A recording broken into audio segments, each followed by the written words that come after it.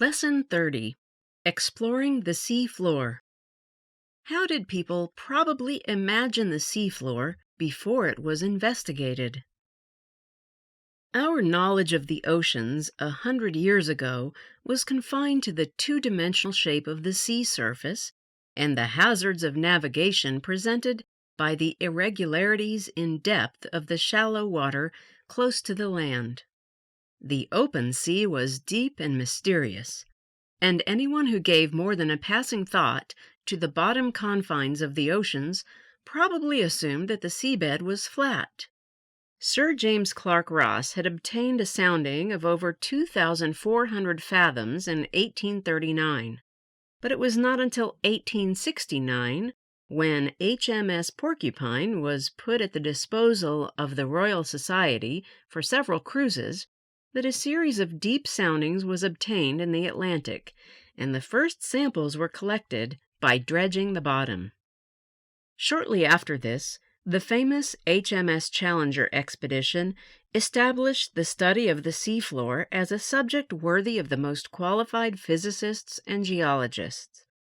A burst of activity associated with the laying of submarine cables soon confirmed the Challenger's observation that many parts of the ocean were 2 to 3 miles deep, and the existence of underwater features of considerable magnitude.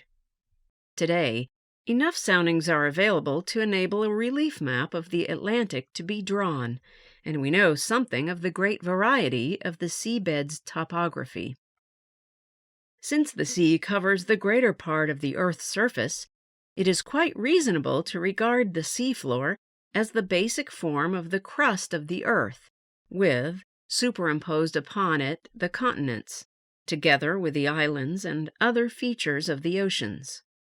The continents form rugged tablelands which stand nearly 3 miles above the floor of the open ocean. From the shoreline, out to a distance which may be anywhere from a few miles to a few hundred miles, runs the gentle slope of the continental shelf, geologically part of the continents.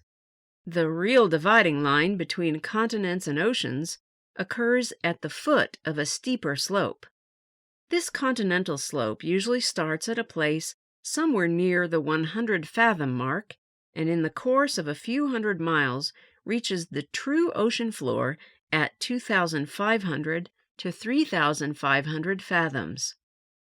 The slope averages about 1 in 30, but contains steep, probably vertical cliffs and gentle sediment-covered terraces, and near its lower reaches there is a long tailing off, which is almost certainly the result of material transported out to deep water after being eroded from the continental masses.